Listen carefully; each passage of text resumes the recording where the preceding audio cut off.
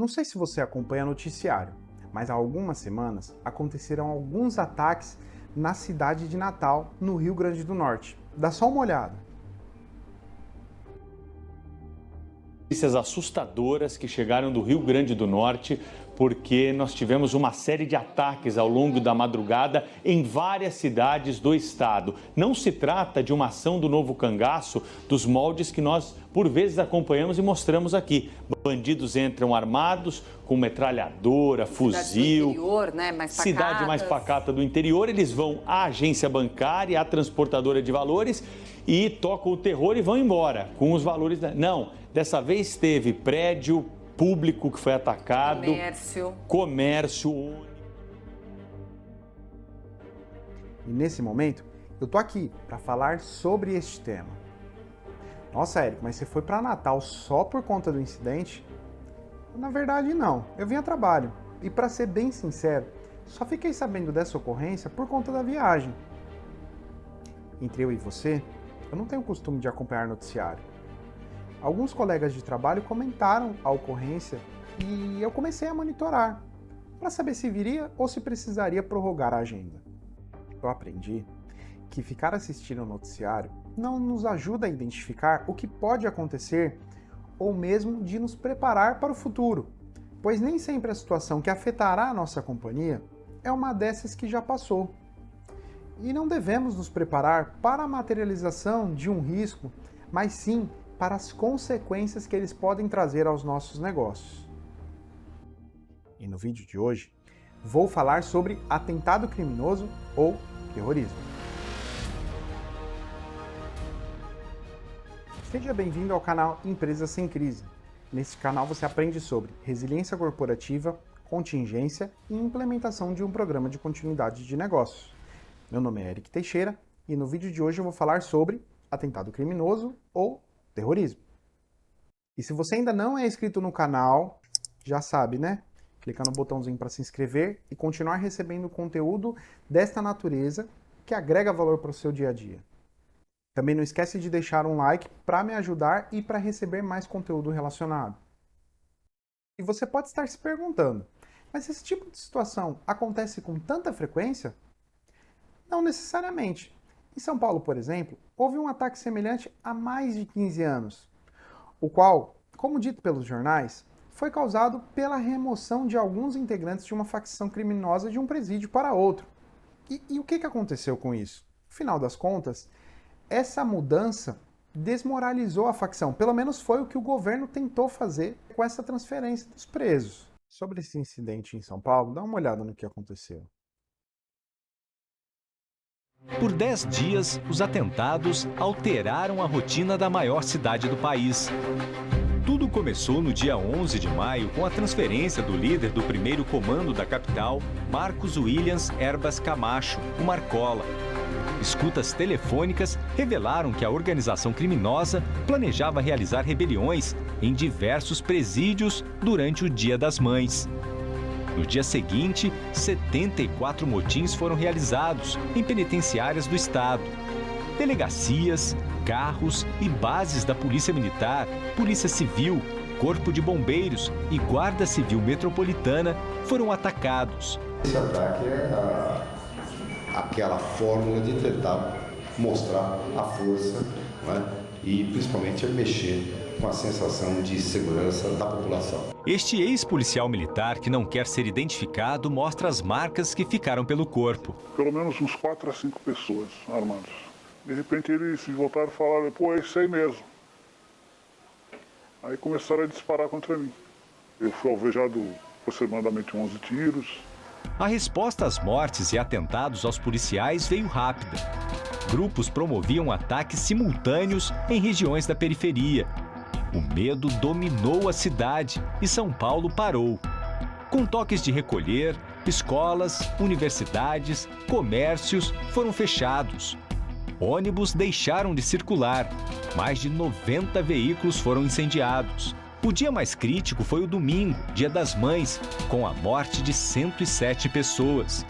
Nesta data, os ataques já haviam se espalhado pelos estados de Minas Gerais, Espírito Santo, Paraná e Mato Grosso do Sul. Se essas imagens dos ataques já impressionam, o número de mortes choca ainda mais. Entre os dias 12 e 21 de maio de 2006, 564 pessoas foram assassinadas no estado de São Paulo. 56 assassinatos por dia. 59 eram agentes públicos, como policiais militares, guardas civis, bombeiros, agentes penitenciários. 505 eram civis. Os dados são oficiais do governo federal, mas contestados por especialistas, que dizem que o número de vítimas pode ter sido ainda maior. Mais de centenas de vítimas que não tinham nenhuma passagem pela polícia e inocente. Muitas famílias perderam seus filhos sem saber o porquê, porque estavam fora de casa, na hora errada e no lugar errado naquela ocasião.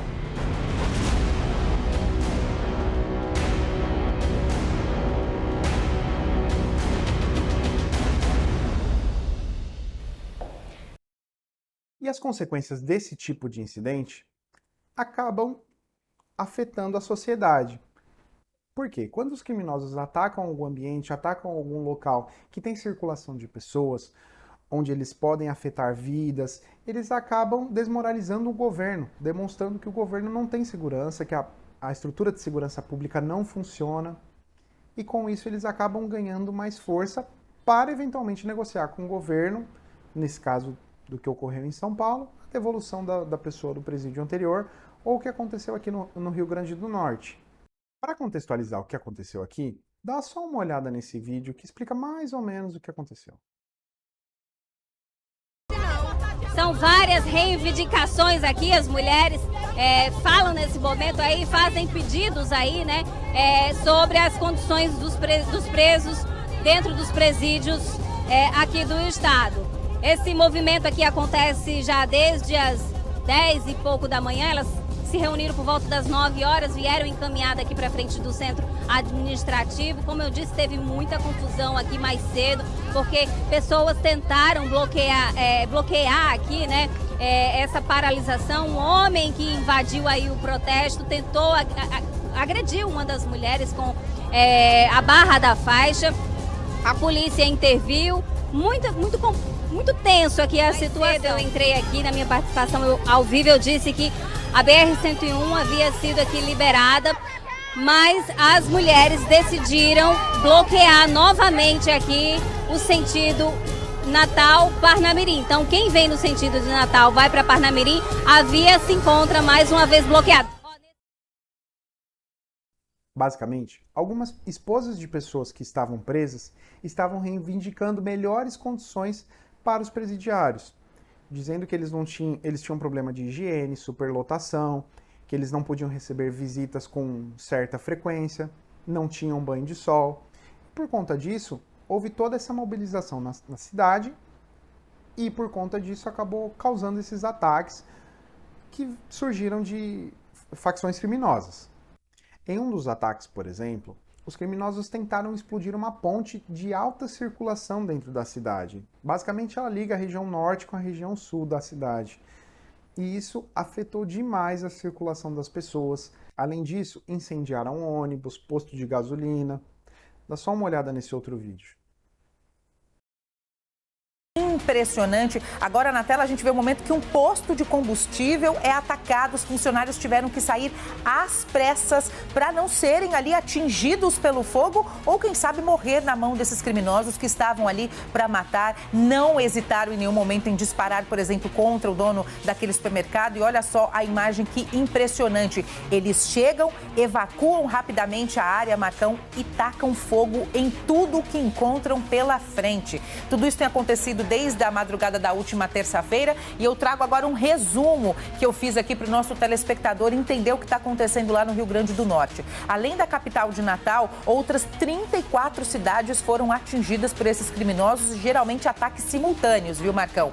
Hoje, no bairro de Guararapes, na zona oeste de Natal, ônibus foram incendiados com passageiros dentro, tiveram que sair correndo, motorista, cobrador, os passageiros tiveram que sair correndo e os criminosos atearam fogo. Por conta deste ataque, o que aconteceu? A Prefeitura de Natal informou que a frota de ônibus da capital foi suspensa e os ônibus foram recolhidos para as garagens por medo, né, Marcão, de ferir um funcionário e, claro, de o prejuízo ser ainda maior dos ônibus completamente destruídos. Os sistemas de trens urbanos também da cidade foi suspensa porque uma estação no bairro de Barra Nova também foi atacada pelos criminosos. Também na capital, a coleta de lixo, o atendimento das UBSs e também o funcionamento das escolas das redes municipal foram suspensas, ou seja, a população está sofrendo por conta desses ataques que, mesmo com a chegada das equipes dos agentes da Força Nacional, não pararam. A gente tem E aí nós, como responsáveis por esse processo, pela condução e pela continuidade dos negócios, como fazemos para manter a operação funcionando? Primeiro de tudo, a gente precisa ter um bom plano de resposta a incidentes e um plano de emergência, para garantir que, no momento em que o incidente ocorra, caso as pessoas estejam trabalhando, a gente garanta a segurança delas até o retorno à residência. Imagina que o incidente não acontece no final de semana, geralmente acontece durante a semana, principalmente em momentos de alta circulação de pessoas. Com isso, provavelmente os seus colaboradores já se deslocaram para a empresa ou estão voltando para casa. E nesse tipo de situação, você precisa levá-los de volta e precisa garantir que eles consigam trabalhar no dia seguinte, seja por deslocamento por meios alternativos ou simplesmente transferir a pessoa para um trabalho via home office. Havendo a possibilidade de migrar colaboradores para outras unidades, você precisa inicialmente ter um bom processo de comunicação para notificar essas pessoas de quais ações eles devem tomar para se deslocar para essa outra unidade. Outra preocupação que você deve ter é como essas pessoas vão chegar nessa outra unidade. Primeiro que a rotina dessa pessoa vai mudar, então ele já não está acostumado a ir para outra unidade. Segundo que talvez ele nem saiba como chegar nessa outra unidade. Então você precisa comunicar como ele vai se deslocar para essa outra unidade, quais meios ele pode utilizar para se comunicar. Se, por exemplo, você tem um fretamento que vai buscar essas pessoas para levar a outra unidade, você precisa inclusive mapear onde essas pessoas residem para saber se você consegue transferir para outra unidade ou mesmo pensar numa ação para trabalhar de casa, disponibilizando dispositivos para que as pessoas levem para casa e executem as ações diretamente de lá. Em uma situação como essa, você precisa identificar quais são os processos que não poderiam ser interrompidos num momento como esse, similar a uma situação de contingência, porque você não sabe por quanto tempo esses ataques vão continuar. Inclusive, aqui no Rio Grande do Norte, por algum tempo o transporte público teve acesso limitado. Então, outra coisa que você pode fazer também é entender se você pode trabalhar em horários alternativos. Se você vai reduzir o horário de trabalho das pessoas, se eventualmente as pessoas que precisam trabalhar até mais tarde, como você vai deslocar essas pessoas até a residência, visto que o transporte público foi interrompido. E, inclusive, você pode identificar que alguns processos podem ser interrompidos neste momento, visando a segurança dos seus colaboradores. Outro ponto que é importante você ter mapeado são os contatos críticos do processo de negócio. Por exemplo, órgãos do governo, clientes, entidades externas. Quando acontece uma situação como essa, uma das principais ações a se tomar é notificar os colaboradores a entrarem em contato com seus familiares. Imagina você, tem um parente trabalhando em uma empresa em determinada região e acontece um atentado, um ataque próximo àquela empresa.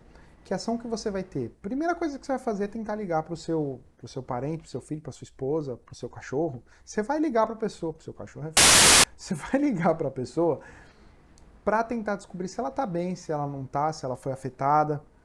Por isso é importante tranquilizar os familiares dos nossos colaboradores. E o primeiro ponto é você utilizar o time de comunicação interna para fazer uma pausa, notificando as pessoas que acionem os seus familiares e informem, primeiro de tudo, que está tudo bem. Outro passo que deve ser tomado é solicitar que essas pessoas aguardem qual vai ser a ação tomada após essa comunicação. Primeiro que você já tranquilizou os familiares das pessoas, agora você precisa decidir qual vai ser a ação que você vai tomar e o que essas pessoas vão fazer após isso. Próximo passo é instruir os colaboradores com as ações que eles devem tomar no dia seguinte, sempre visando a segurança dos colaboradores. Então, se você decidir que eles vão trabalhar em uma outra unidade, você precisa direcioná-los corretamente. Se você vai decidir que eles vão ficar de casa, também precisa direcioná-los corretamente. Se há necessidade de se deslocar e levar um equipamento para casa, é importante que você tenha recursos para disponibilizar esse dispositivo, visto que todo mundo não trabalha com notebook. Um outro ponto importante é a comunicação à imprensa. Se caso a sua empresa seja diretamente afetada pelo ataque, por exemplo, uma bomba afetou o prédio, alguma parte da instituição, é importante que os seus colaboradores estejam preparados para responder à imprensa. E a atuação de um colaborador na comunicação da imprensa é dizer que os meios oficiais da companhia vão se posicionar no momento oportuno. Só isso deve ser feito.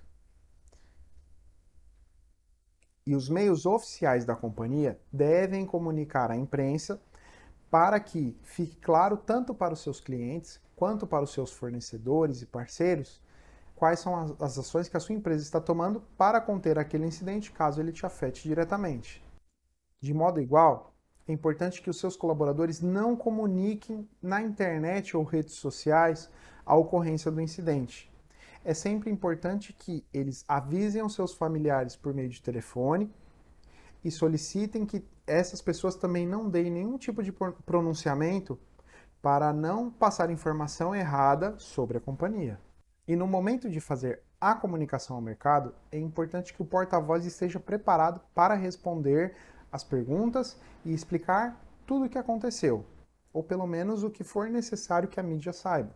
E também é importante você deixar claro para os seus clientes e fornecedores o que realmente aconteceu e quais são os passos que a sua empresa está tomando para solucionar o incidente.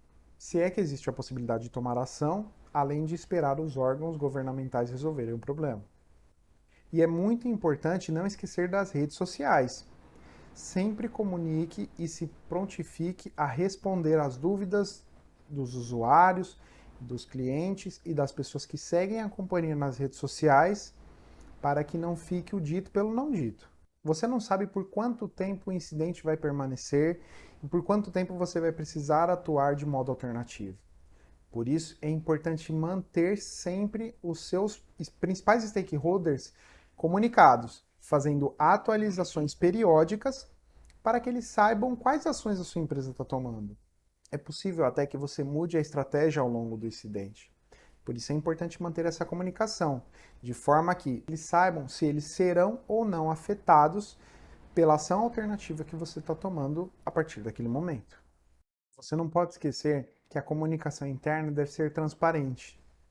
Então, se tiver alguma informação que você não vai compartilhar com o mercado ou não vai compartilhar com alguma entidade, fornecedor ou stakeholder, é importante que internamente seus colaboradores saibam o que está acontecendo e que você explique para eles que eles precisam manter a confidencialidade das informações, sendo passível de penalização em caso de descumprimento das ordens. E todas as ações tomadas devem ser registradas para que, após o encerramento do incidente, você possa fazer um debrief e entender quais lições de aprendizado você teve com esse incidente. Nem sempre as ações que a gente toma são as melhores que poderiam ter sido tomadas. Sempre há um aprendizado, mesmo que a resposta ao incidente seja bem-sucedida. Por fim, você precisa coordenar o retorno à normalidade.